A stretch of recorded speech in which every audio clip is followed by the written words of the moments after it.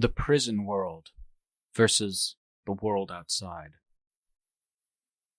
Our citta, if we were to make a comparison with the world, is a perpetual prisoner, like a person born in jail who lives in jail, behind bars, with no chance to get out to see the outside world. Someone who has grown from childhood to adulthood entirely in a prison cell, and so doesn't know what there is outside. Someone who has seen pleasure and pain only in the prison, and has never been out to see what kind of pleasure, comfort, and freedom they have in the outside world. We have no way of knowing what kind of happiness and enjoyment they have there in the outside world, how they come and go, how they live, because we are kept in prison from the day we are born until the day we die. This is a comparison, an analogy. We have only the pleasure and pain that the prison has to offer, with nothing special, nothing obtained from the outside world, so that when it enters the prison, we could see that this is something different from the prison world. This is from the outside world, outside the prison, so that we could make comparisons and know that this is like this, that is like that. This is better than that, that is better than this. There is nothing but the affairs of the prison. However much the pleasure and pain, however great the deprivations, the difficulties, the oppression and coercion, that's simply the way it's been all along from the very beginning. And so we don't know where to look for a way out or how to free ourselves. We don't even know where the outside world is, because we have seen only the inside world, the prison where we have always been locked away, oppressed, starved, beaten, tortured, deprived. Even our bedding, food, belongings, everything of every sort is like that of a prisoner in jail. And yet people like this can still live this way, because they have never seen enough of the outside world to be able to make comparisons as to which is better, which is more pleasant, in order to feel inclined to search for a way out to the outside world. A citta controlled by the power of kilesa and asava is like this. It has been imprisoned by various kinds of kilesa for aeons and aeons. For example, in our present lifetime, the kilesas that hold sway over the hearts of living beings have been with us since the day of our birth. They have kept us in continual custody, never giving us any freedom within ourselves at all. For this reason, we have difficulty imagining what sort of pleasure there could be above and beyond the way things are, just like a person who was born and has always lived in a prison. What sort of world is the world outside? Is it a good place to visit? A good place to live? The Dhamma proclaims it loud and clear, but hardly anyone is interested. Still, there are fortunately some places where some people are interested. In places where no one proclaims it, where no one speaks of what the outside world, a citta with Dhamma in charge, is like, no one knows what the teachings of the religion are like. No one knows what the happiness that comes from the Dhamma is like. Such people are so surrounded by darkness, so completely drowned in attachment, that not even a single limb shows above the surface, because there is no religion to pull them out. It's as if the outside world didn't exist. They have nothing but the prison, the kilesas, holding the heart in custody. Born in this world, they have only the prison as their place to live and to die. A heart that has never known what could give it greater pleasure, comfort, and freedom than it has at present, if we were to make a different comparison, is like a duck playing in a mud puddle under a shanty. It keeps playing there, splat, splat, splat, splat, splat.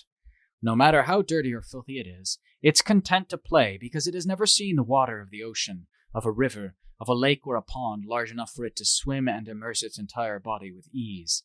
It has known only the mud puddle that lies stagnant under the shanty, into which things in the shanty get washed down. And so it plays there, thinking it's fun, swimming happily in its way. Why? Because it has never seen water wider or deeper than that, enough to give it more enjoyment in coming and going or swimming around than it can find in the mud puddle under the shanty. As for ducks that live along broad, deep canals, they're very different from the duck under the shanty. They really enjoy themselves along rivers, lakes, canals, and ponds. Wherever their owner herds them, there they go, crossing back and forth over highways and byways, spreading in flocks of hundreds and thousands.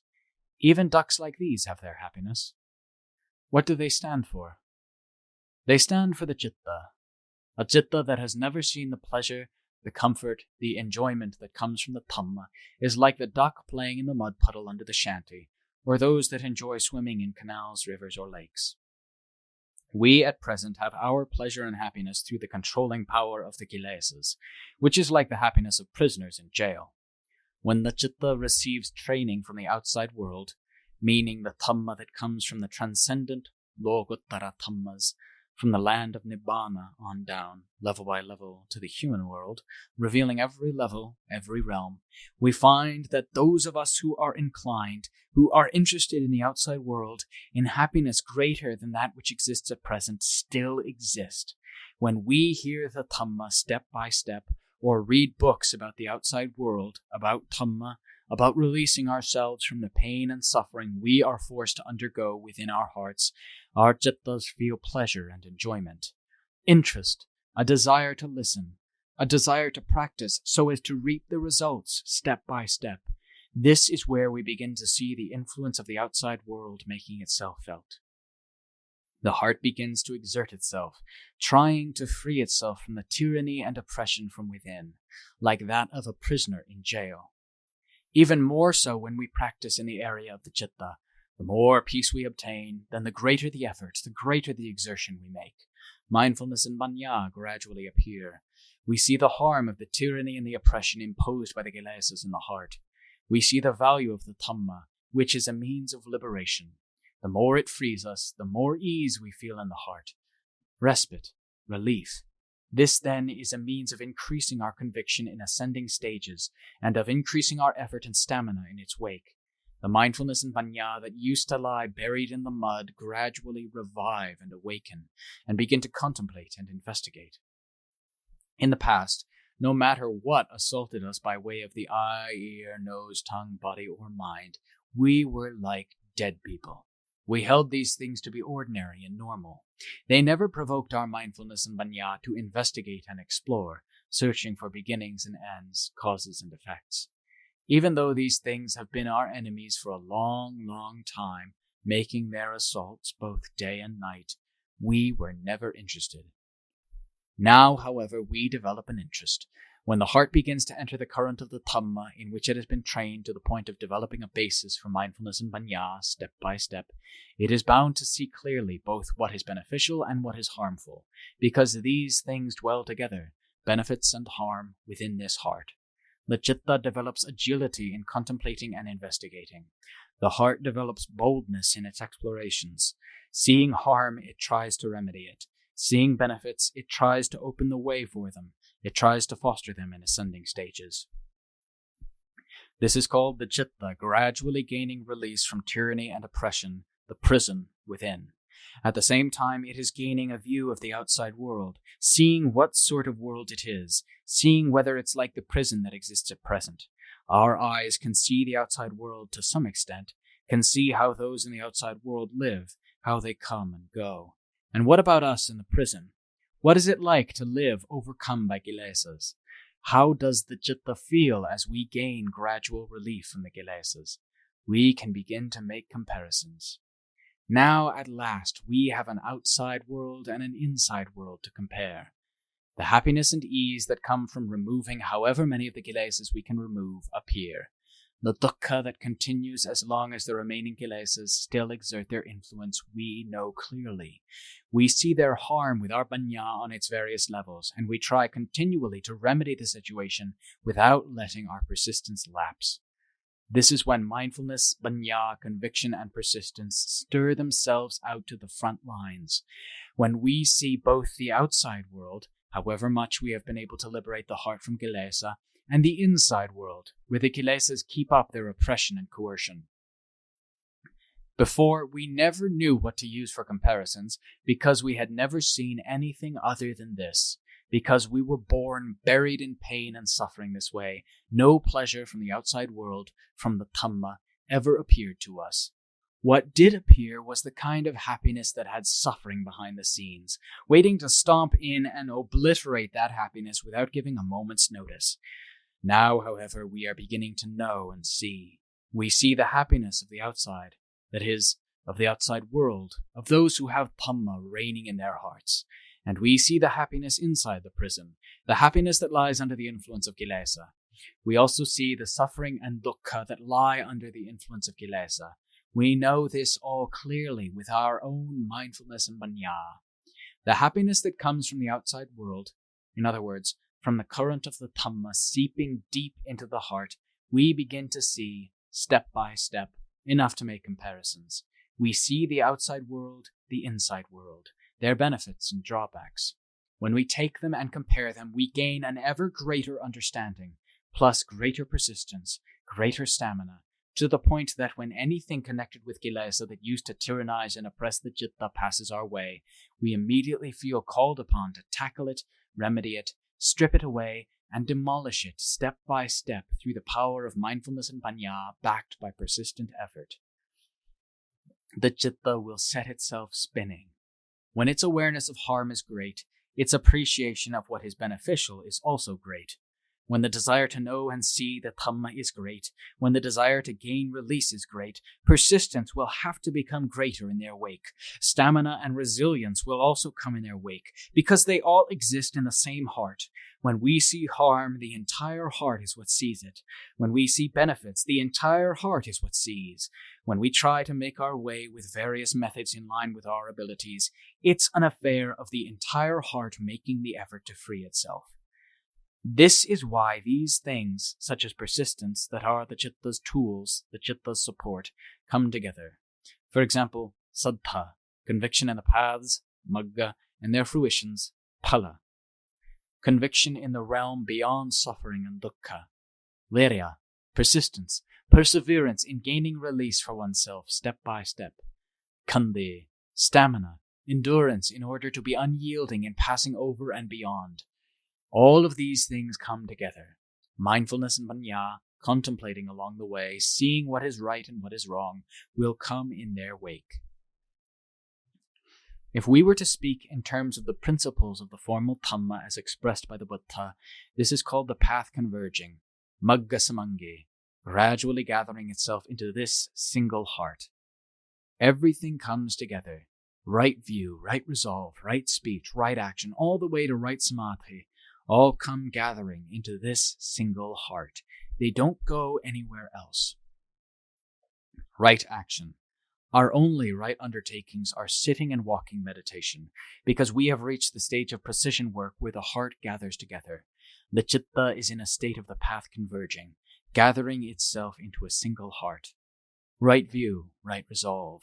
These refer to the concerns of panya, always exploring the affairs of the elements, the khandhas, whatever appears or makes contact, arises and vanishes, whether good or evil, past or future, appearing in the heart. Mindfulness and panya slash these things to bits, step by step, without bothering to waste time. Right action. On the level of the body, this refers to doing sitting and walking meditation, making the effort to abandon the kilesas, no matter what our posture. On the level of the heart, this refers to persistence within the citta. Right speech. We speak only of the Dhamma. Our conversation deals only with the topics of effacement, salekha Dhamma, topics of polishing away or washing away kilesas and asava from the heart, telling what methods we can use that will utterly end the kilesas. This is right speech. Right livelihood. When the heart feeds on any object that's its enemy, this is called maintaining a wrong livelihood. Since the object is an enemy of the heart will have to be clouded. There's nothing good about it at all. It has to lead to greater or lesser amounts of suffering and dukkha within the heart in proportion to the heart's crudeness or refinement. This is called poison, wrong livelihood. We have to correct it immediately. Any mental object that's rightful, that leads to happiness, well-being, and ease, is a fitting preoccupation, a fitting food for the heart, providing it with peace and well-being. This is how right livelihood is maintained with Dhamma on the ascending levels of training the heart. As for right livelihood on the physical level, dealing with food or alms, that applies universally for Buddhists in general to conduct themselves in line with their personal duties. Right effort. What sort of effort? This we know. The Buddha taught 4 kinds of efforts. 1. Try to be careful not to let evil arise within yourself. 2. Try to abandon evil that has already arisen. In being careful not to let evil arise, we have to be careful by being mindful. Using mindfulness in trying not to let evil arise means being alert to the citta that thinks and wanders about, gathering suffering and dukkha into itself. This is because thought formations of the wrong sort are the origin of dukkha, and so we should be careful to guard against them. Don't be careless or complacent. 3.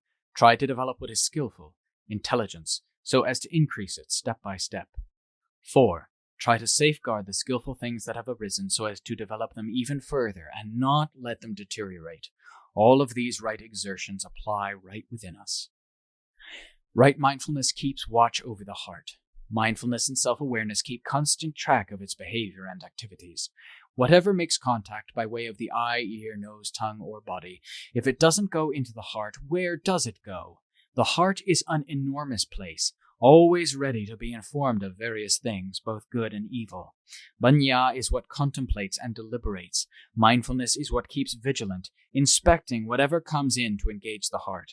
Whatever the preoccupation, good or evil, mindfulness and panya contemplate and are selective of what engages the heart. Whatever they see as improper, the citta will reject immediately. Immediately. Panya is what makes the rejection. Right samadhi. Our work for the sake of making the kilesas quiet through samadhi is steady and constant, to the point where the results appear as peace and calm in the heart, as a true place of rest without any distractions coming in to disturb the heart at that moment.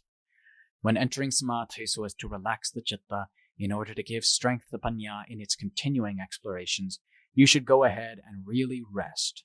Rest in samadhi. Enter the calm. Completely stop all thoughts and explorations in the area of panya.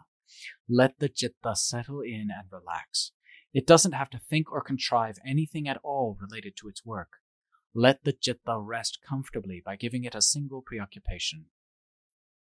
If the citta happens to be extremely engrossed in its investigations so that you can't rein it in, use buddho as a means to drag it in. Make the citta stay with buddho, buddho, buddho. Even though the meditation word buddho may be a mental contrivance, it's a contrivance in a single focal idea. Contriving a single focal idea can cause the citta to settle down. For example, if while we are repeating buddho, buddho, buddho, the citta flashes back to its work because it is engrossed in its unfinished business, we should repeat the meditation word even faster so as not to let the citta go back to its work. In other words, when the citta is at the stage where it is engrossed in its work, we could say, to put it in worldly terms, that we can't let down our guard. Although on this level, it's hard to say that the citta lets down its guard. To get nearer the truth, we should say that we can't loosen our grip. To put it simply, we can't loosen our grip. Otherwise, the citta will jump back out to work. So at this point, we have to be firm with our meditation word. Force the citta to stay with its single preoccupation, buddho, as a means of reining the citta in. Repeat buddho, buddho, buddho in really close frequency. Then buddho and the citta will become one. The heart will be firm and calm down, relaxing, relaxing, setting aside all its work. The citta will become cool and peaceful. This is right samadhi. When the time comes to rest, you have to rest like this for it to qualify as right samadhi. When you've had enough, when you see that the citta has regained strength, then simply let go, that's all, and the citta will spring immediately back to work. It springs out of oneness, of having a single preoccupation, and returns to being two with its work. At this point, the heart gets back to work without worrying about samadhi while it is working. In the same way, when centering the citta for the sake of stillness, you don't have to worry about your work at all. When resting, you have to rest in the same way that when eating, you don't have to do any work at all except for the work of eating. When sleeping, sleep peacefully. You shouldn't be concerned with any work at all. But once you have begun work, you shouldn't concern yourself with eating and sleeping. Really set your mind on your work. This is called doing a solid piece of work. Work in its proper phases. Work at the proper time. In keeping with events, right action, work that doesn't overstep its boundaries, appropriate work. The practice of centering the citta is something you can't neglect. In practicing for the sake of the heart's happiness, the view that centering the citta, keeping still, serves no purpose is wrong. If someone is addicted to samadhi, unwilling to come out and work, that's improper and should be criticized so that he or she will get down to work. But once the citta has become engrossed in its work, samadhi is a necessity in certain areas at certain times. Ordinarily, if we work without resting or sleeping, we ultimately can't continue with our work. Even though some of our money gets used up when we eat, let it be used up, because the result is that our body gains strength from eating and can return to its work in line with its duties. Even though money gets used up and the food we eat gets used up, still it's used up for a purpose, for energy in the body. Whatever gets consumed, let it be consumed, because it doesn't hurt our purposes. If we don't eat, where are we going to get any strength? Whatever gets spent, let it be spent for the sake of strength, for the sake of giving rise to strength. The same holds true with resting in samadhi. When we're resting so as to give rise to stillness, the stillness is the strength of mind that can reinforce panya and make it agile. We have to rest so as to have stillness. If there is no stillness, if there's nothing but panya running, it's like a knife that hasn't been sharpened. We keep chopping away, chok, chok, chok, but it's hard to tell whether we're using the edge of the blade or the back. We simply have the desire to know, to see, to understand, to uproot kilesa, whereas panya hasn't been sharpened by resting in stillness, the reinforcement that gives peace and strength in the heart. And so it's like a knife that hasn't been sharpened. Whatever gets chopped doesn't cut through easily. It's a simple waste of energy. So, for the sake of what's fitting while resting the citta in its home of samadhi, we have to let it rest. Resting is thus like using a whetstone to sharpen panya. Resting the body strengthens the body, and in the same way, resting the citta strengthens the citta. When it comes out this time, now that it has strength, it's like a knife that has been sharpened. The object is the same old object, the panya is the same old panya, the person investigating is the same old person. But once we focus our examination, it cuts right through. This time it's like a person who has rested, slept, and eaten at his leisure, and whose knife is fully sharpened. He chops the same old piece of wood, he's the same old person, and it's the same old knife, but it cuts right through with no trouble at all, because the knife is sharp and the person has strength. In the same way, the object is the same old object, the panya is the same old panya, the person practicing is the same old person, but we've been sharpened. The citta has strength as a reinforcement for panya, and so things cut right through in no time at all. A big difference from when we hadn't rested in samadhi. Thus, samadhi and panya are interrelated. They simply do their work at different times. When the time comes to center the citta, center it. When the time comes to investigate in the area of panya, give it your all, your full alertness, your full strength. Get to the full Dhamma, the full causes and the full effects. In the same way, when resting, give it a full rest. Practice these things at separate times. Don't let them interfere with each other, being worried about samadhi when examining with panya, or being preoccupied with the affairs of panya when entering samadhi, for that would be wrong. Whichever work you're going to do, really make it a solid piece of work. This is the right way, the appropriate way, the way right samadhi really is.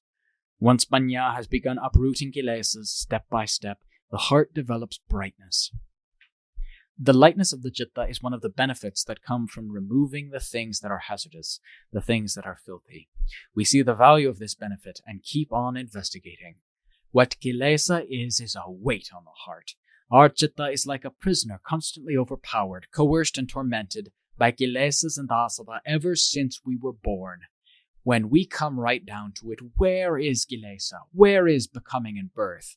Right here in this same heart. When you investigate, these things gather in, and enter this single heart.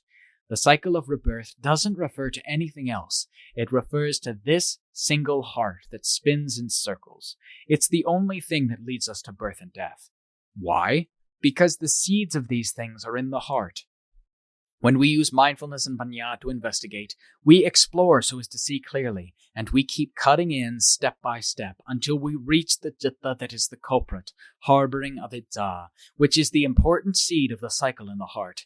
We keep dissecting, keep investigating in, so that there is nothing left of this is this or that is that. We focus our investigation on the citta in the same way as we have done with phenomena, sabhava dhamma, in general. No matter how much brightness there may be in the heart, we should know that it's simply a place for the heart to rest temporarily, as long as we are still unable to investigate it to the point where we can disperse and destroy it.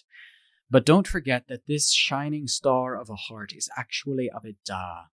So investigate. Take that as the focal point of your investigation. So then, if this is going to be obliterated until there's no more awareness, leaving nothing at all, to the point where the knower is destroyed along with it, then let's find out once and for all. We're investigating to find the truth, to know the truth, so we have to get all the way down to causes and effects, to the truth of everything of every sort. Whatever is going to be destroyed, let it be destroyed. Even if ultimately the knower who is investigating will be destroyed as well, then let's find out with our mindfulness and manya. We don't have to leave anything remaining as an island or a vantage point to deceive ourselves. Whatever is us, whatever is ours, don't leave it standing. Investigate down to the truth of all things together. What's left after avidya is absolutely destroyed is something beyond the range to which convention can reach or destroy.